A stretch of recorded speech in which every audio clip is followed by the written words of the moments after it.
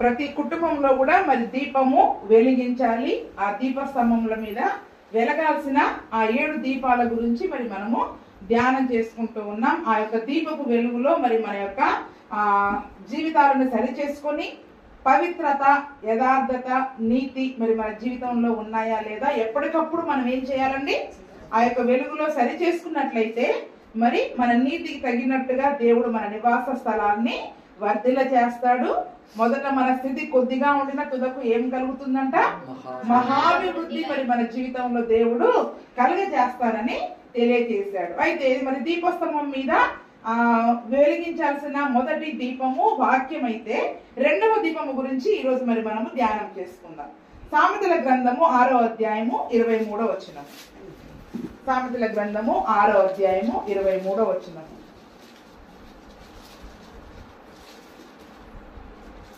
ఆజ్ఞ దీపముగాను ఉపదేశము వెలుగుగాను ఉండును. ఏంటంట రెండవ దీపము?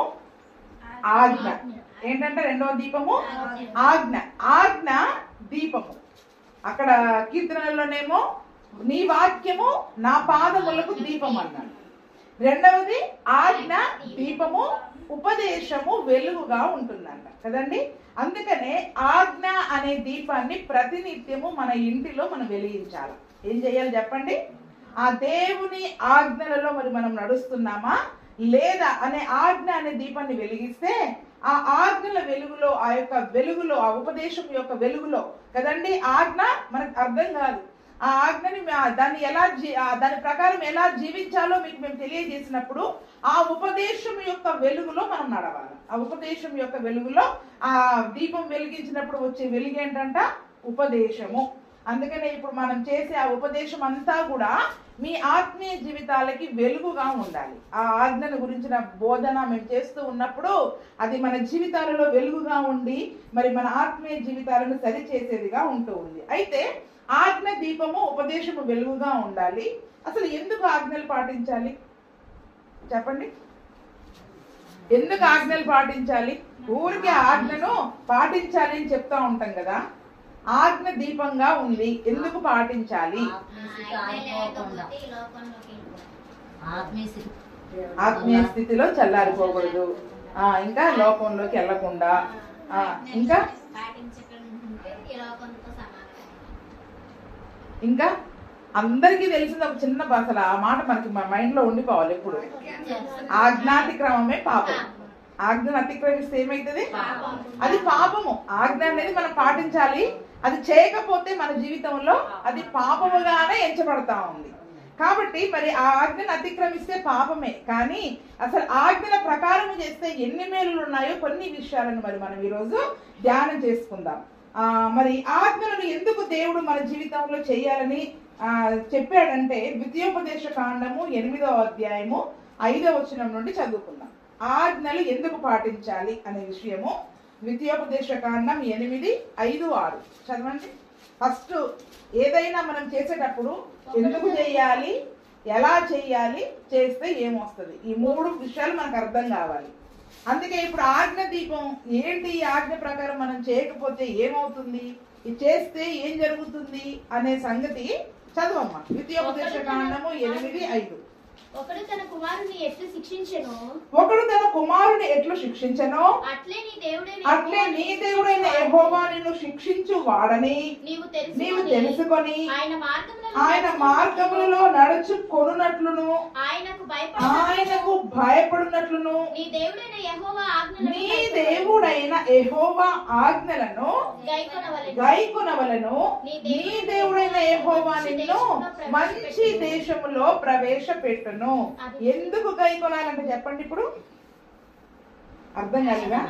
ఒకడు తన కుమారుని ఎట్లు శిక్షించెనో అట్లే నీ దేవుడైన యెహోవా నిన్ను శిక్షించువాడని మనం తెలుసుకోవాలి. మొదటి పాయింట్ ఏంటంటే మనం పిల్లలు తప్పు చేస్తే మనం శిక్షిస్తాం. అట్లాగే దేవుడు కూడా ఆజ్ఞను ఇచ్చాడు మనకి. ఆ ఆజ్ఞను పాటించకపోతే తల్లిదండ్రులు పిల్లల్ని ఎట్లయితే శిక్షిస్తారో మన దేవుడు కూడా మనల్ని శిక్షిస్తాడని మనం తెలుసుకోవాలి. ఏం తెలుసుకోవాలంట? మన దేవుడు కూడా మనల్ని శిక్షిస్తాడు. ఏదైనా తోటలో మరి వాళ్ళు ఆజ్ఞని మీరినప్పుడు దేవుడు శిక్షించాడా లేదా? ఏదైనా తోటలో నుంచి వెళ్ళగొట్టాడు కదండి. అంటే ఆ ఆజ్ఞల వలన ఆ తప్పిపోతే దేవుని శిక్ష మన మీదకి వస్తది అనేది ప్రతినిత్యం మనం గుర్తుంచుకోవాలి. ఏం గుర్తుంచుకోవాలి? ఒక ఆజ్ఞను మనం మీరినట్లయితే దాని వలన దేవుని యొక్క శిక్ష మన మీదకి వస్తది. మరి మన మాట మన పిల్లలు వినకపోతే వారిని మనం శిక్షిస్తాము. అదే రీతిగా మరి మన తండ్రి అయిన పరమ తండ్రి అయిన దేవుడు కూడా మనం దారి తప్పినప్పుడు ఆజ్ఞలను మీరినప్పుడు అదే విధముగా మనల్ని శిక్షిస్తాడని మనం తెలుసుకోవాలి. తెలుసుకుంటే అసలు తప్పెందుకు చేస్తాం చెప్పండి కదండి. అరే ఈ ఆజ్ఞ మీరితే ఈ శిక్ష వస్తుంది నా మీదికి అనే భయము మనలో ఉంటే, జ్ఞానం మనకు ఉంటే అసలు ఆ విషయాలు తప్పిపోతామా మనం? అందుకనే మనము మన మైండ్ లో బండ గుర్తు మనం గుర్తుంచుకోవాల్సిన ఏంటి చెప్పండి? వెరీ వెరీ ఇంపార్టెంట్ అంటాం కదా. ఆజ్ఞ మీరితే దేవుని శిక్ష వస్తుంది. రెండవ సంగతి, ఆయన మార్గములో నడుచుకున్నట్లు. మూడవది, ఆయనకు భయపడినట్లు నీ దేవుడైన యెహోవా ఆజ్ఞలను గైకొనవలెను. ఏంటంట? రెండవది, ఆయన మార్గములో నడవాలి. ఆజ్ఞలు అనేవి ఆయన మార్గంలో నడవడానికి మనకి సహాయం చేస్తాయి. దేవుని మార్గంలో నడవడానికి మనకి ఉపయోగపడతాయి. మూడవది, దేవుడు అంటే దేవునికి భయపడినట్లు మనకి ఉపయోగపడతాయి. ఎలాగంట? దేవునికి భయపడినట్లు. ఆజ్ఞ చేయకపోతే శిక్ష వస్తుందని తెలుసుకోవాలి. ఆయన మార్గంలో నడవడానికి ఉపయోగపడతాయి. ఆయనకు భయపడినట్లుగా. ఈరోజు దైవ భయం ఎందుకు లేదంటే ఆజ్ఞల మార్గంలో నడవట్లేదు మనం. ఏమి చెప్పండి? ఆయన చెప్పిన ఆజ్ఞలను పాటించలేకపోతున్నాము కాబట్టి అసలు మనలో భయం అనేది లేదు. నిజంగా మనలో భయం అనేది ఉంటే, ఆయన మార్గంలో నడవాలి అనే ఆలోచన మనలో ఉంటే, అమ్మో ఈ ఆజ్ఞ ప్రకారం నేను చేయకపోతే దేవుడు నన్ను శిక్షిస్తాడు అన్న భయం మనకుంటే ఆజ్ఞను దీపముగా మన జీవితంలో ఉంచుకుంటాం. ఆజ్ఞ అనే దీపం ప్రతి ఇంటిలో కూడా వెలిగించబడుతుంది.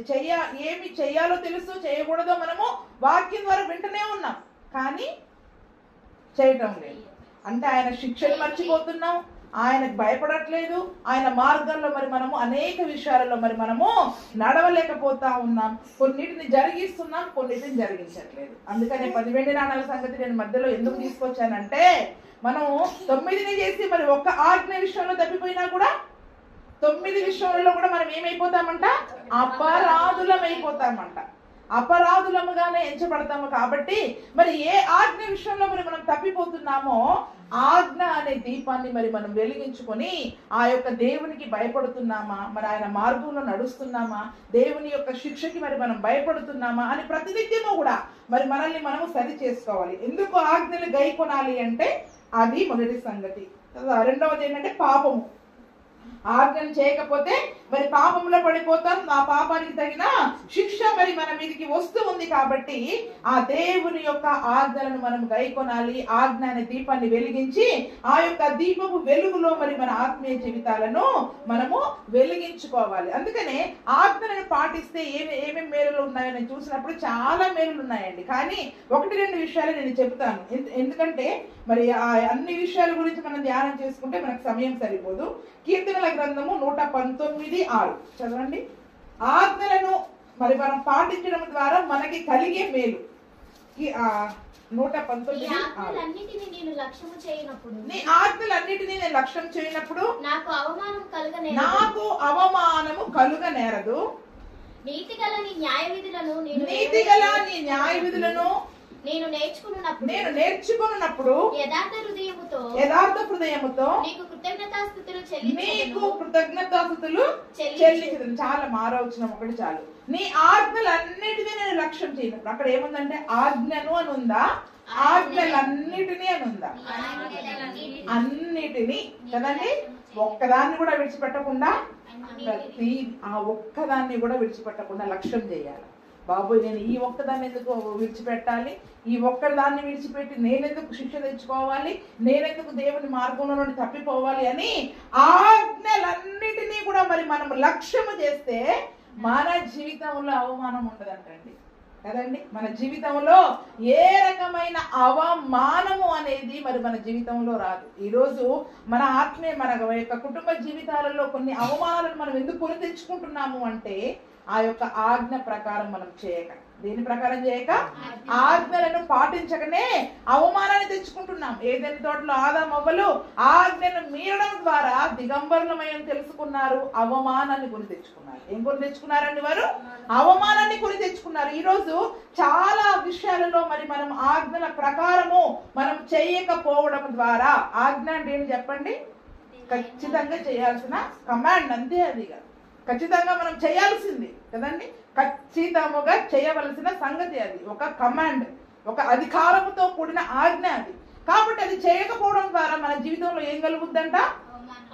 అవమానము కలుగుద్ది. ఆ యొక్క మరి మన ఆత్మీయ జీవితంలో మరి మన కుటుంబ జీవితాలలో మన అవమానము రాకుండా, ఎందుకంటే ఆయన ఏదో విశ్వాసం ఉంచిన వాడు ఎన్నడూ సిగ్గుపడడు అని వాక్యం కలిగిస్తాం. మరి ఇప్పుడు ఎందుకు సిగ్గుపడే పనులు మన జీవితంలో జరుగుతున్నాయి? తలదించుకునే పరిస్థితులు ఎందుకు వస్తుంటాయి? అవమానం ఎందుకు జరుగుతుంది? ఆయన ఆజ్ఞల ప్రకారం మరి మనము గైకొనక చాలా విషయాలలో మరి మనము తప్పిపోతా ఉన్నాం. అదే 119:66 అక్కడే ఒక 2-3 విషయాలు.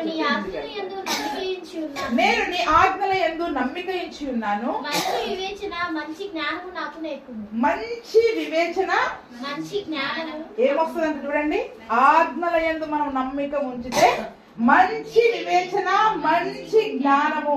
ఎప్పుడు నేను నీ ఆజ్ఞను నమ్ముతున్నా ప్రభువా, వాటిని పాటిస్తే తప్పకుండా నా జీవితంలో నువ్వు నాకు మేలు చేస్తావు అని మనం దేవుని సన్నిధిలో బ్రతిమాలుకుంటే మంచి వివేచన మంచి జ్ఞానము మనకు వస్తుందంట.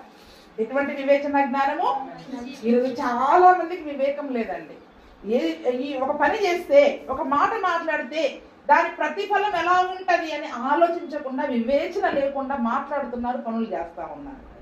ఇంత బైబిల్ జ్ఞానం ఉంటుంది, ఇన్ని సంవత్సరాలు భక్తి జీవితం చేస్తూ కూడా ఈ పని చేయడం ద్వారా అది రేపు నా జీవితంలో ఏం జరగబోతుందో అన్న వివేకం లేదు చాలా మందికి. తొందరపడి అనేయడం, తొందరపడి ఆలోచించడం, తొందరపడి చేసేసి తర్వాత ఏం తెచ్చుకుంటున్నారు? అవమానాన్ని తెచ్చుకుంటున్నారు, అపకీర్తి తెచ్చుకుంటున్నారు. అందుకనే మంచి వివేకము మంచి జ్ఞానము మనకు వస్తుందండి ఆజ్ఞను పాటిస్తే. ఏమొస్తుందంట? మంచి వివేకము మంచి జ్ఞానం. అది ఎటువంటి జ్ఞానం చూడండి, 98లో కూడా ఉంటుంది పక్కనే. 98వ కీర్తన 98వ అధ్యాయ వచనం. నీ ఆజ్ఞలు నిత్యము నాకు తోడుగా ఉన్నవి, నా శత్రువులను మించిన జ్ఞానము అవి నాకు ఎంత జ్ఞానం అంట? మంచి వివేకము మంచి జ్ఞానము. ఎవరిని మించిన జ్ఞానము? మన అపవాదే. చాలా మంది అపవాదే బలవంతుడు అంటున్నారు కదా. అపవాది చాలా తెలివి గలవాడు, యుక్తి గలవాడు, కుయుక్తి గలవాడు. వాడు మనల్ని ఏదో రకంగా మనల్ని ఏం చేస్తా ఉంటాడు చెప్పండి? ఆత్మీయ జీవితంలో పడేయాలని ప్రయత్నం చేస్తా ఉంటాడు. ఈరోజు ఆజ్ఞలను పాటించడం వల్ల మన ఆత్మీయ జీవితంలో శత్రువులను మించిన జ్ఞానం మనకు కలుగుద్దంట. ఏం కలుగుద్దంట? మన శత్రువు ఎవరు? ఇప్పుడు అందరికి ఉన్న శత్రువు వాడే కదా. ఇప్పుడు వాడిని మించిన జ్ఞానం, వాడు మనల్ని ఎక్కడ పడేయాలని చూస్తాడో, వాడు ప్లాన్ చేసి పడేయాలని చూస్తాడు, మాస్టర్ ప్లాన్ చేసి. ఇప్పుడు మనం నిజంగా దేవుని ఆజ్ఞల మార్గంలో నడిస్తే, ఆయన ఆజ్ఞ అనే దీపాన్ని మన జీవితంలో వెలిగిస్తే, ఆయన చెప్పింది భయముతో మనం చేసుకుంటూ వెళ్ళిపోతే దేవుడు తప్పిస్తాడా? తప్పించడా? వాడికి మించిన జ్ఞానం.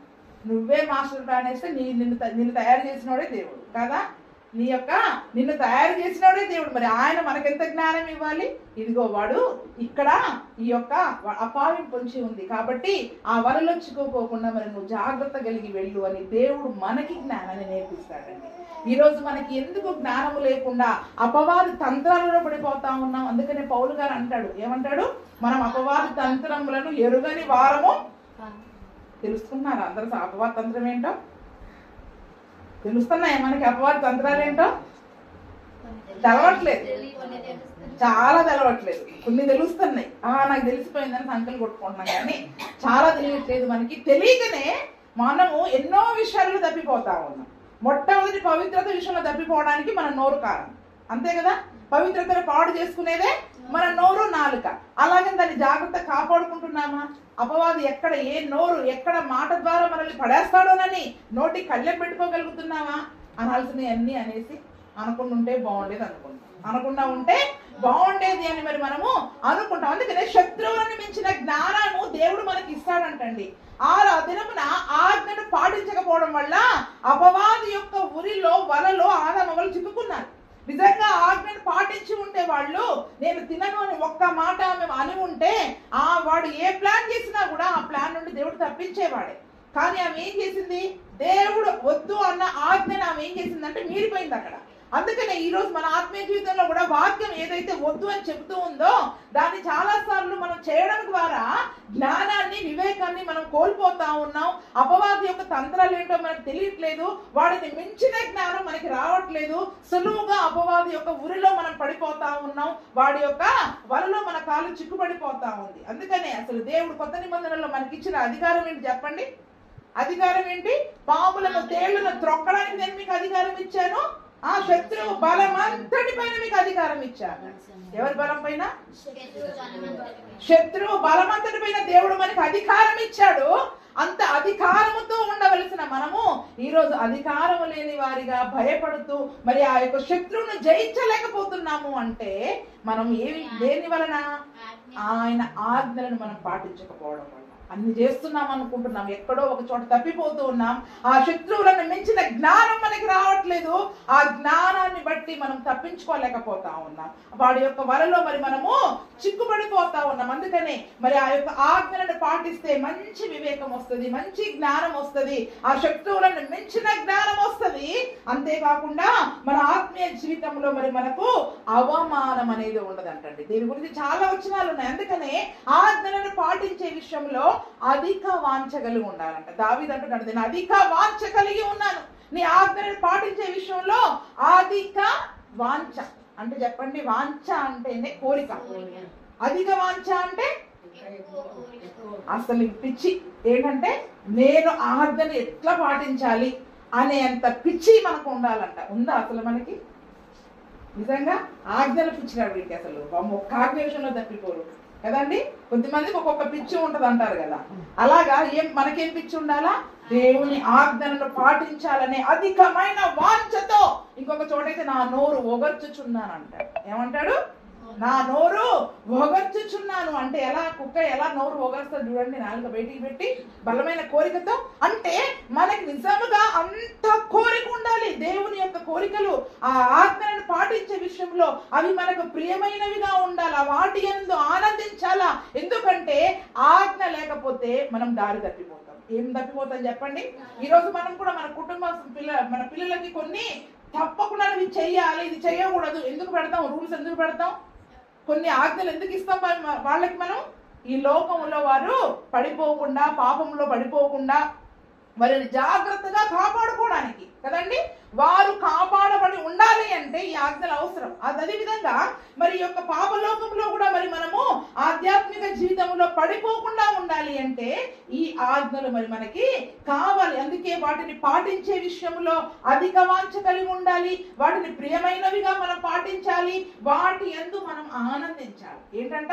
బాబు ఈ ఆజ్ఞ లేకపోతే నేను ఎప్పుడో నశించిపోయేదాన్ని. ఈ ఆజ్ఞ ఉండబట్టి దీన్ని చేయడం ద్వారా ఈరోజు నా ఆత్మీయ జీవితంలో నేను నిలబడి ఉన్నాను. లేకపోతే ఎప్పుడో పాపములో నశించిపోయే వారమని ఆజ్ఞలను బట్టి ఆనందించాలి. దీవెనలను బట్టి, ఆశీర్వాదాలను బట్టి కాదు మనము ఆనందించాల్సింది. ఆయన ఆజ్ఞ లేకపోతే, ఆయన ఉపదేశమే లేకపోతే మనము ఎప్పుడో నశించిపోయే వారం. అపవాది మనల్ని చెరపట్టుకుని ఈడ్చుకొని ఎప్పుడో లాక్కుని వెళ్ళిపోయేవాడు. కాబట్టి ఆయన ఆజ్ఞను మన ఆత్మీయ జీవితంలో దీపముగా మరి మనము వెలిగించుకొని మరి మన ఆత్మీయ జీవితంలో మంచి వివేకమును, జ్ఞానమును, శత్రువులను మించిన జ్ఞానమును మరి మనము కలిగి ఉండాలి. ఇప్పుడు మనం చదువుకున్న అదే సామెతలు 6:22 నుండి చదవండి. 21, 23 చదివారు కదా, 20 నుంచి చదవండి. నా కుమారుడా, నీ తండ్రి ఆజ్ఞను గైకొనుము, నీ తల్లి ఉపదేశమును త్రోసివేయకుము. వాటిని ఎల్లప్పుడూ నీ హృదయమునందు ధరించుకొనుము, నీ మెడ చుట్టూ వాటిని కట్టుకొనుము. నీవు త్రోవను వెళ్ళినప్పుడు అది నిన్ను నడిపించును, నీవు పండుకున్నప్పుడు అది నిన్ను కాపాడును, నీవు మేలుకున్నప్పుడు అది నీతో ఏంటి అంట?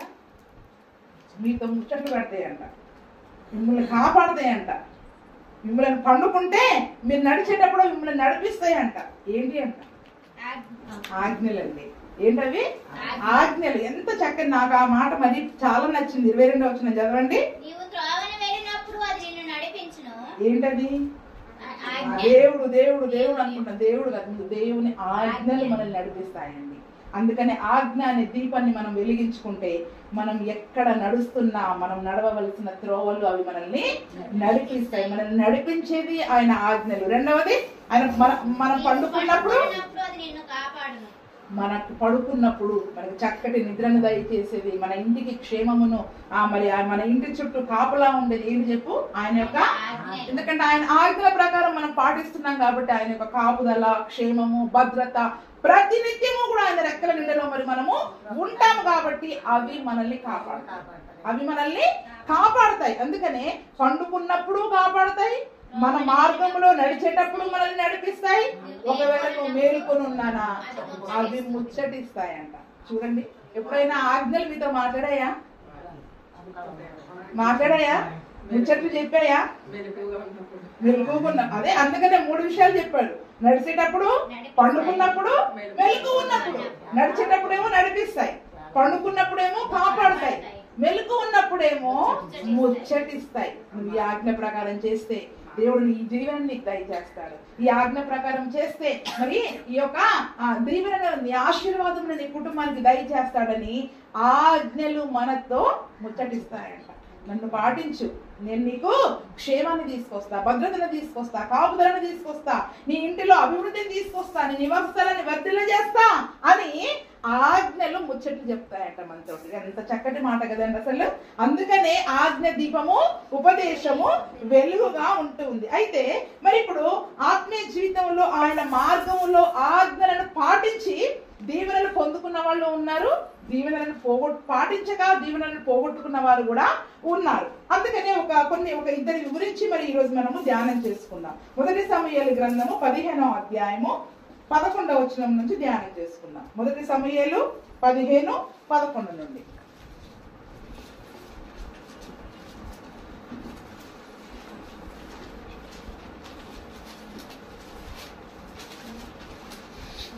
మొదటి సమూయేలు 15వ అధ్యాయము 11వ వచనం నుంచి.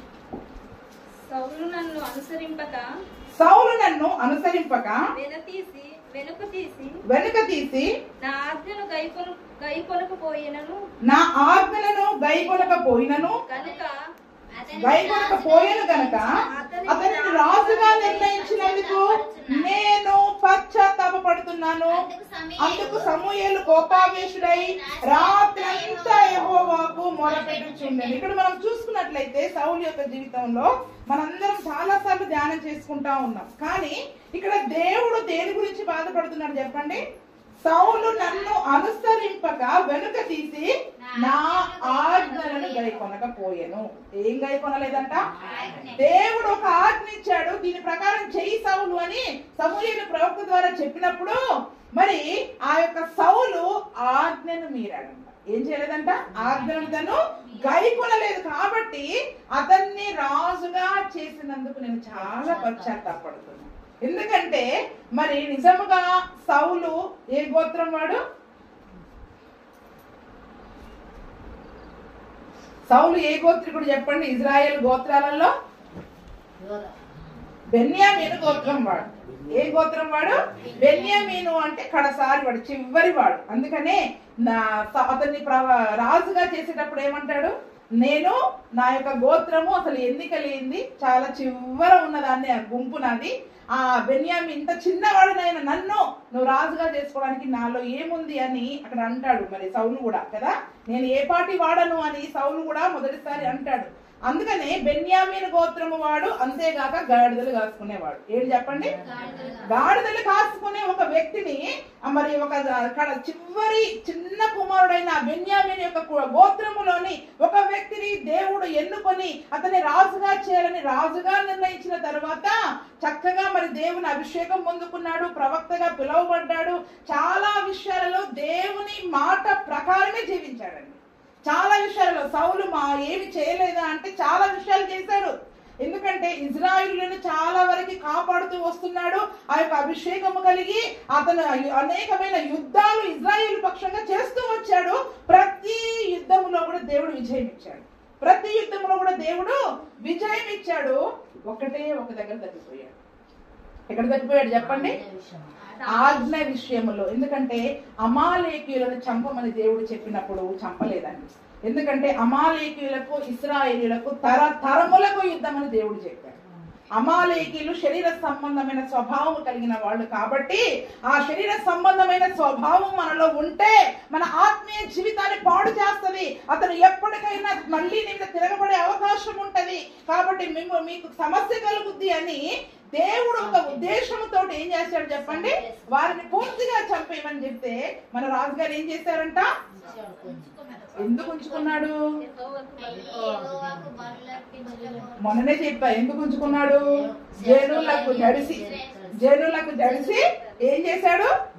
జనులకు భయపడి. రాజుగా చేసింది దేవుడు అయితే ఒక గాడిదలు కాసుకునే వ్యక్తిగా నేను ఉన్నాను. నన్ను దేవుడు రాజుగా చేస్తే దేవుని మాట ముఖ్యమా మనుషుల మాట ముఖ్యమా చెప్పండి? వీళ్ళు నన్ను రాజుగా ఉండకుండా ఒకవేళ నన్ను దోసేస్తారేమో, ఇంకో రాజుగారిని పెట్టుకుంటారేమో అన్న భయముతోటి ఏం చేశాడు చెప్పండి? దేవుని ఆజ్ఞను అక్కడ మీరడం ద్వారా దేవుడికి చాలా కోపం వచ్చేసిందండి. దేవుడికి చాలా ఎందుకు ఒక ఆజ్ఞ ఇచ్చాడు దేవుడు? అది ఉంటే మళ్ళీ రేపు మీకు సమస్య. వాళ్ళు మళ్ళీ రేపు మీ మీదకి యుద్ధానికి వస్తారు. మళ్ళీ మీ ఇజ్రాయేల్ దేశంలో అనేక మంది చనిపోవాల్సి వస్తుంది. అందుకని అమాలేకీయులు అంటే శరీర సంబంధమైన స్వభావాలు. దేవుడు కూడా మన ఆత్మీయ జీవితంలో కొన్ని చంపేయమని ఆజ్ఞలు ఇచ్చాడు. వాటిని మనం చంపేయకపోవడం ద్వారా ఏం జరుగుతుంది చెప్పండి?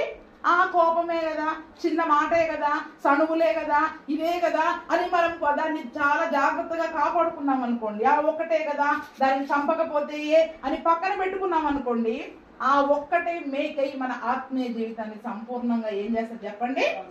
నాశనానికి నడిపించేస్తుంది. మన జీవితాన్ని అవమానం తీసుకొచ్చేస్తుంది. మనకి ఆజ్ఞలు పాటిస్తే అవమానం కలగదు, ఆజ్ఞను మీరితే అవమానము వచ్చేస్తుంది. దేవుడు చంపమన్న వాటిని మరి మనం చంపకుండా విడిచిపెడితే ఆ ఒక్కటే మనలో ఉండి మనకి, మన కుటుంబానికి, మన ఆత్మీయ జీవితానికి అవమానాన్ని తీసుకొస్తాయి. మన సాక్ష్యాన్ని పాడు చేస్తాయి, మన భక్తి జీవితాన్ని పాడు చేస్తాయండి. అందుకనే దేవుడు ఒక ఆజ్ఞ వద్దు అంటే దాన్ని మనం వద్దనాల్సిందే. పోనీలే తప్పదు కదా అని పొరపాటున మనం ఉంచితే గనక దేవుడు మన గురించి కూడా పశ్చాత్తాపడతాడు. వీళ్ళ కొరక నేను ప్రాణం పెట్టింది, వీళ్ళ కొరక నేను సిలువలో చనిపోయింది, వీళ్ళ నేను రక్షించుకుంది, వెదకి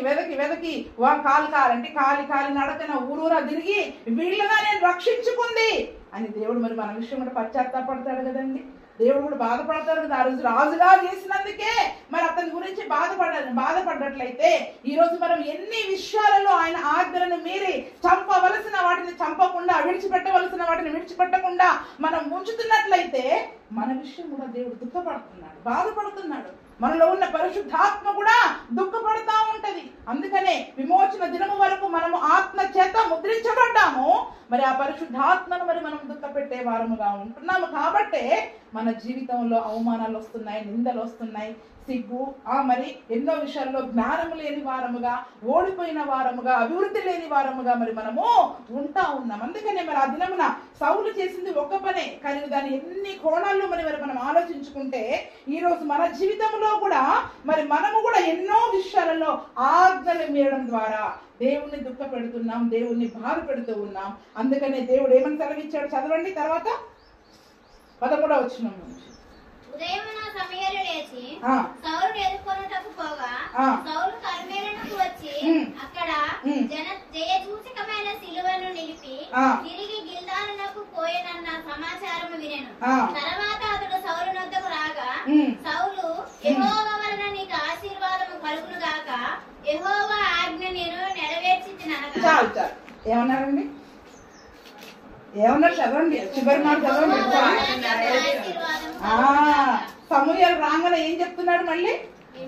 యెహోవా వలన నీకు ఆశీర్వాదము కలుగును, యెహోవా ఆజ్ఞను నేను నెరవేర్చుతానని చెప్తున్నారంట.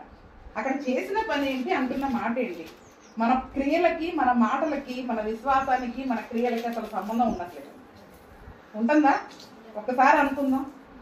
ఒక్కసారి మనల్ని మనమే పరీక్ష చేసుకుంటే అక్కడ చేసిందే జనులకు భయపడి ఆ యొక్క వాటిని చంపకుండా రాజుని వాటిని పట్టుకొచ్చాడు, ఎడ్లని గొర్రెలని పట్టుకొచ్చి దాన్ని ఉంచడమే తప్పైతే సమూయేలు ప్రవక్త రాగానే ఏమని చెప్తున్నాడు, ఇదిగో నువ్వు చెప్పావు కదా అమాలేకులను చంపమని, చంపి తీసుకొచ్చేట. ఎన్ని చంపావు? కొన్ని చంపాడు, కొన్ని విడిచిపెట్టావు. 10 చంపావు, ఒక్కదాన్న పట్టుకొచ్చుకున్నావు కదా. మనం ఒకదాన్ని ఉంచుకుంటున్నాం కదా. మళ్ళీ ఏమని చెప్తున్నావు? ఆజ్ఞల ప్రకారం నెరవేరుస్తున్నామండి. మనం అన్ని ఆజ్ఞలు నెరవేరుస్తున్నాం. అసలు మనంలో ఏ లోటు లేదు, ఏ లోపము లేదు అన్నట్లుగా మరి మనము ఆ దేవుని దగ్గర, మనుషుల దగ్గర మనం అబద్ధికులంగా ఉంటా ఉన్నాం. అసలు ఆ మాట చదివినప్పుడు ఎంత ధైర్యంగా చెప్పాడు అసలు సౌలు, నాకు అర్థం కాలేదు. అక్కడ కనిపిస్తున్నాయి.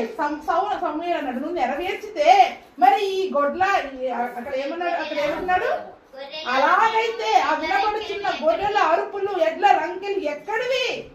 నువ్వు నెరవేరిస్తే నీకు శత్రువుల మించిన జ్ఞానం ఎందుకు లేదు? నువ్వు నెరవేరిస్తే నీలో ఉన్న ఈ పాపము నిన్ను ఎందుకు ఆత్మీయ జీవితంలో పడేస్తుంది? నువ్వు నెరవేర్చినట్లయితే, ఆజ్ఞలను నెరవేర్చిన వ్యక్తివే అయితే మరి ఆ శత్రువు పైన మనకు జయం ఎందుకు కలగట్లేదు? ఈరోజు సమూయేలు ప్రవక్త మరి దేవుడు మనతో మాట్లాడుతూ ఉంటాడా లేదా? అన్ని నెరవేరుస్తున్నామండి, మరి ఎందుకు అభివృద్ధి లేదు? ఎందుకు దీవెన లేదు? ఎందుకు మన కుటుంబాలలో మరి అంటే అన్ని విషయాలలో మరి సమృద్ధి అనేది ఉండటం లేదు? ఎందుకు దీవెనలు పోగొట్టుకుంటున్నాం? ఎందుకు అవమానం కలుగుతుంది? ఎందుకు మరి ఆ శత్రు అపవాదిని జయించలేకపోతా ఉన్నాం? శోధనను ఎందుకు జయించలేకపోతా ఉన్నాం? శత్రువులకు మించిన జ్ఞానం మనకి ఎందుకు లేదు? వివేకం ఎందుకు లేదు? మనం ఏం చెప్పుకుంటున్నాం? ఆజ్ఞలను నేను నెరవేర్చి అక్కడ కనిపిస్తున్నాయి కంటికి. ఈరోజు అలాగే ఉన్నామండి విశ్వాసమైన మనం కూడా. మనలో లోపాలు కంటికి కనిపిస్తూ ఉన్నా అసలు నాలో ఈ లోపమే లేదండి. ఏమని చెప్పుకుంటున్నాం బయటికి? అందరికీ కళ్ళు ఉన్నాయి, అందరికీ కనిపిస్తున్నాయి. మా కళ్ళే కాక పరిశుద్ధాత్ముని కళ్ళు కూడా 2 ఉన్నాయి. ఇంకెవరి కళ్ళు చూస్తున్నాయి? దేవుని కన్ను కూడా ఆకాశం నుండి, అంతేకాదు అంతరంద్రియాలను కూడా పరిశీలిస్తుంటే ఎంత సులువుగా మరి మనం అబద్ధం ఆడతాం. అసలు వాక్యం తూచా తప్పకుండా మనం పాటిస్తామండి. అసలు వాక్యానికి ఉన్నట్టుగా మనం నెరవేరుస్తామండి. నెరవేర్చి తిని అని సౌలు అక్కడ అబద్ధం ఆడాడు. వెంటనే సమూయేలు అంటాడు, ఇవన్నీ ఎక్కడివయ్యా వీటిని అని అంటే ఏమన్నాడు? అక్కడ చాలా విషయాలు అవన్నీ ఉంటాయి. కానీ అందుకు సౌలు అమాలేకీయుల యొద్ద నుండి జనులు వీటిని తీసుకొని వచ్చి మీ దేవుడైన యెహోవాకు బలులు అర్పించుటకు జనులు గొర్రెలలోను ఎడ్లలోను మంచి వాటిని. చాలా మందికి మనం అనుకుంటున్నామండి, మనలో ఉన్న కొన్ని గుణాలు మంచి అని మనం అనుకుంటున్నాం. ఏమనుకుంటున్నాం చెప్పండి? మన స్వభావాలు కొన్ని మనకి మంచివి అని మనం అనుకుంటున్నాం. కానీ నేను చాలాసార్లు చెప్పా, మనము మంచివి అనుకున్నవి వాక్యము తప్పు అని చెప్పి దానైనా పడేయాల్సిందే, దానైనా తీసేయాల్సిందే. మన అభిప్రాయాలతో సంబంధం లేదు, మన స్వంత జ్ఞానముతో స్వంత నీతితో పని లేదు. వాక్యం అది తప్పు అని చెప్తే మనలో ఉండకూడదు, వాటిని తీసేయాల్సిందే. అందుకనే మనం ఏమనుకుంటున్నాం, ఇది మంచి స్వభావమే, ఇది తప్పేలాగైతుంది, ఇలా మాట్లాడితే తప్పేలాగవుతుంది అని మనకి మనము మంచివి అనుకుని ఉంచుకుంటా ఉన్నాం. కానీ దేవుడి దృష్టిలో అవి చంపేయాల్సింది, వాటిని విడిచిపెట్టాల్సింది. కానీ మనకి మనం మంచి మంచి మంచి అనుకొని చాలా మంది భక్తి పరులుగా ఉన్నవాళ్ళు కూడా ఏం చేస్తా ఉన్నాం, వాటిని ఉంచుకోవడం ద్వారా శత్రువు పైన మనం జయాన్ని పొందుకోలేకపోతా ఉన్నాం. దేవుని యొక్క కృపను పోగొట్టుకుంటున్నాం. ఏం పోగొట్టుకుంటున్నాం అండి? దేవుని యొక్క కృపను పోగొట్టుకుంటున్నాం. ఎందుకంటే మనం దేవుని మాట కంటే ఎవరి మాటకు విలువిస్తాం చెప్పండి? 10 మంది విశ్వాసుల మాట. ఇంతమంది చెప్పారు కాబట్టి ఇది తప్పు కాదు, ఇంతమంది చెప్పారు కాబట్టి ఇది తప్పు కాదు అని మనం ఏం చేస్తామంటే వాటికి విలువిస్తాం. వాక్యం ఎంత చెప్పినా దాన్ని పక్కన పెడతా ఉంటాం. అలాగే సౌలు కూడా అలాగే చేశారు. అక్కడ సౌలు కూడా అలాగే చేయడం ద్వారా దేవుని కృపను పోగొట్టుకున్నాడు. చూడండి, ఒక ఆజ్ఞ అని అనుకుంటున్నాం మనం. మరి సమూయేలు యొక్క జీవితంలో కూడా మరి అసూయ అనేది ఉండకూడదు. కానీ దావీదును ద్వేషించడం అనేది ఒక ఆజ్ఞను మీరాడు. అంతేకాకుండా దేవుడు వద్దన్న అమాలేకులను చంపమన్న వాటిని చంపకుండా అక్కడ ఆపడం ద్వారా దేవుడు సమూయేలును చేసినందుకు పశ్చాత్తాపడ్డాడు. కాబట్టి అతన్ని రాజుగా ఉండకుండా ఏం చేశాడంట? అధికారము నుండి తొలగించేశాడు. నీ పొరుగువానికి ఈ యొక్క రాజ్యాన్ని నేను అప్పగిస్తున్నాను అని చెప్పాడు. అంటే ఆజ్ఞను మీరితే ఏమైపోద్దండి? అధికారం పోద్ది. చెప్పండి, అధికారం పోద్ది. అధికారం ఎందుకు మనకి లేదు? అపవాదిని ఎందుకు ఎదిరించట్లేదు? శోధనని ఎందుకు జయించట్లేదు? ఎందుకు అధికారం కలిగి దానిపైన మనం జయం పొందుకోలేకపోతున్నాము అంటే ఆజ్ఞను మీరడం ద్వారా, ఆజ్ఞల ప్రకారం మనం జీవించకపోవడం ద్వారా మనం ఏం పోగొట్టుకుంటున్నాం? ఇప్పుడు శత్రువు పైన జయము పొందవలసిన అధికారాన్ని, అధికారముతో రాజదండముతో వాటిని ఎదిరించవలసిన అధికారాన్ని పోగొట్టుకుంటున్నాం. బలహీనులమైపోతాం. ఏమైపోతున్నాం మరి మనం ఇప్పుడు? బలహీనులమైపోయి దాన్ని మనం జయించలేక దేవుడు చేయట్లేదు అనుకుంటున్నాం. దేవుడు సహాయం చేయట్లేదు, దేవుడు తప్పించట్లేదు, ఇంత ప్రార్థన చేస్తున్నాం, ఇంత మందిరానికి వెళ్తున్నాం అనుకొని మళ్ళీ తప్పెవరి మీద వేస్తున్నాం? మనం ఆజ్ఞలు మీరేదేమో, మనం నిందలేసేదేమో దేవుడి మీద. దేవుడు ఎందుకు తప్పించట్లేదు? దేవుడు సహాయం చేయొచ్చు కదా, ఇంత ప్రార్థన చేస్తున్నా కదా, ఉపవాసం ఉంటున్నా కదా, 21 రోజులు ఉంటున్నా, 40 రోజులు ఉంటున్నా, 3 రోజులు ఉంటున్నా, సహాయం చేయొచ్చు కదా, చేయొచ్చు కదా అంటే ఆయన చేయరని ఏమని చెప్పాడా? ఆయన చేయరని ఏమని చెప్పాడా?